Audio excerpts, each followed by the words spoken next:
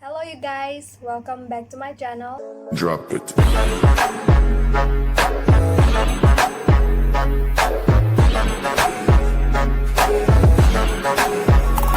Today I will be showing you my earrings and necklace collection which are really inexpensive. Aina ngasi utoy tawdoy video se aigi earring ga necklace ki collection do mayam ucharke hadi ahongma affordable oiba pot ngakane atangba di ai kasu laisu laite utningasu laite atangba di aigi earrings and necklacing se sida hape sigi box se martinagi mapagi watch laibagi hapakpa box ne abuda aina lawrakpane moidagi duga sida hape sumaina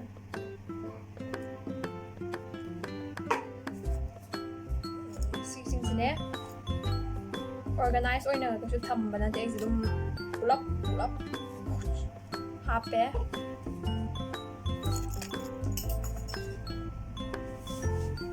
adoi sisingse mathang ulage aduga laibam aduga pamba yawargadi haibiro adu suba ani suba ahum suba haibiro aduga ai link to pirake mamandi ai chachaba loi kawgre aduna kona video se edit tawra kanda hapake swider hapage irage aduga laibam dusu kawgiba yawargadi video edit to them hapage. So first earring the hang hours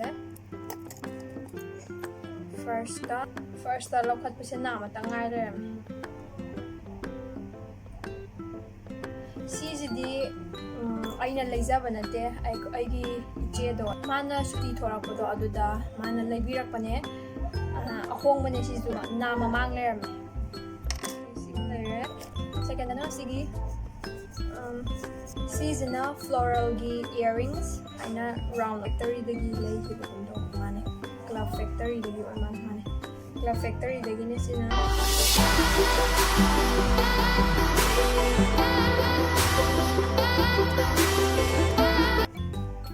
duga mathang gi sina sigi blue ga pink ga bo or duga pearl ama yale sidi kya no sidi kawre maman aduga laibadi bazaar dai lay bane ba sibudi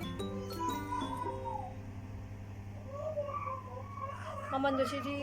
160 alaina lay um tawbane chap chabadi kawre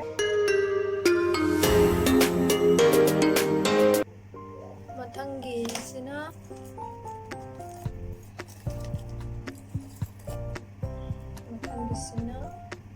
seasona aina photoshoot ki video ma thagat pato aduda aina yan badune heart ki step to oiba seasona sidi am hong bane sidi rupees only 70 oiba Romwe dagine ai laibu kujime si ningjang ye hong jong rupees 70 katang si je aduga atopa sidi 150 chani maya peer ju auto ka shamna si yong na ka shu ling deba si yam ling ne poche kani yamna lum lawaga kani poche pai matam de dum afaba pot to dum oyeba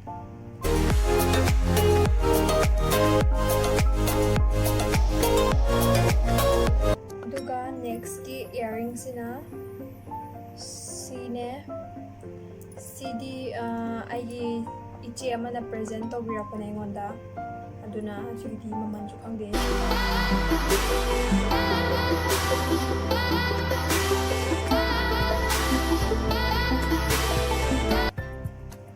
ya masana na pazabe CD aina mamangi luhongbagi video matawgi bato aduga luhongba chatleba mamangda hanta moyang luhongbagi aina sigiba earring ne ama kogi sanagi kayani ne si yam chawbo jato sigi naning yam chawbo to aigi na ji khubagi chandaba do adugi aina si je laibane ba si de yam pongma mamalda 250 ra 260 ra chakum mai 250 to 300 ki manung di laibane bazar dagi ne sisu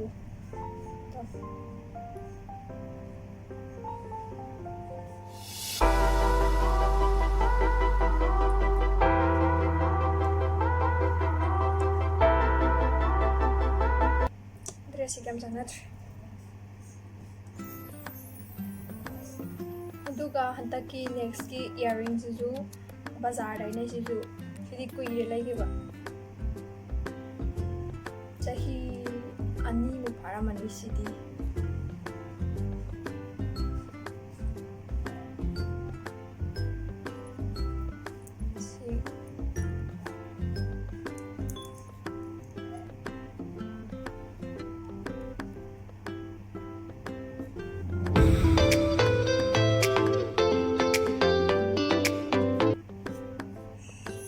koi channel lebirak pane do sidi namatang ngairame nama nga ngairame mata masu khara sina dum sidi myam loi leina badu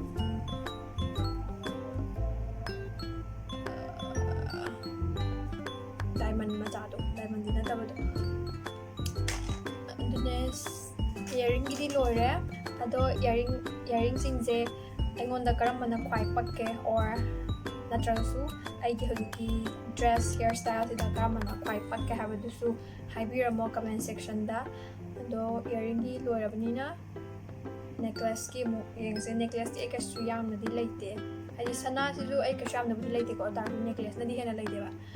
necklace or choker gumase first si choker odoi choker hai tar da maming kai ka no ai khangdre si Romwe dagi lagi bane ampau si dri si de si dri ai da ampau yantra si de I know you said you were dressed like chana to see off shoulder go moga chana ba dama sigi kari chokal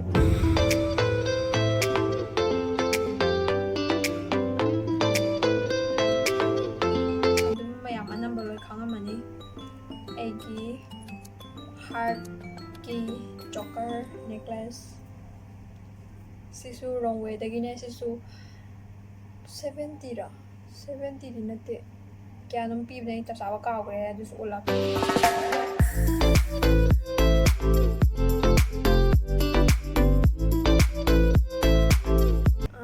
sigi shiru choker ki type to ta chain ki type ta tawe to pra chain makti na ta ba sisu Romwe dagi ne apa pa na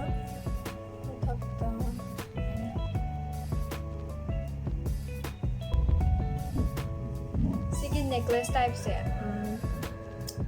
TikTok ki Lauren Gredo adu do sige aina star gi medal mem yaw se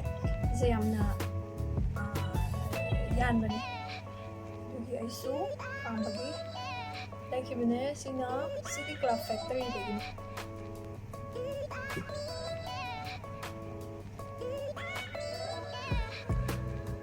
aduga last na sisti marama mi khudima leram sisi also ni na ni sidai ka sang sisi adi aina leige matung da su kaya season na tre aduga adusu ka su season na ni tre dum phazai sira kan ni adum phazari aduna asidum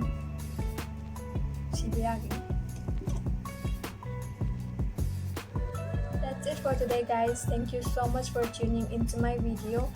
and before you leave, please like this video and also subscribe to my channel and turn on the post notification bell so that you get notified every time I post. And that's it for today, and I'll be back with more videos. Bye guys. I know one day Sima magi acting toroke bako si utoi ne mayanda yek pi ga ba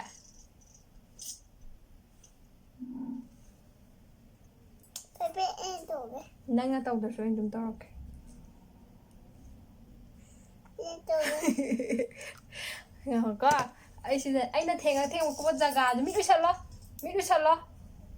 สินาบราน้ำมิตุฉันเหรอสินาบราสินาบรามิดูฉันเหรอมิดูฉันเดียเดสินาบรา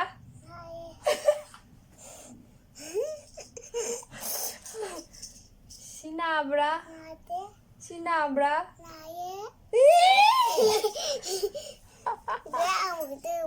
มิดูฉันเหรอมิดูฉันเดียเดสินา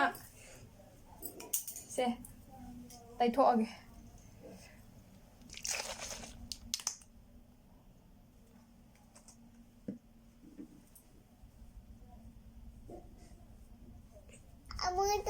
si mai acting ani ra han tau ya tiตรงนี้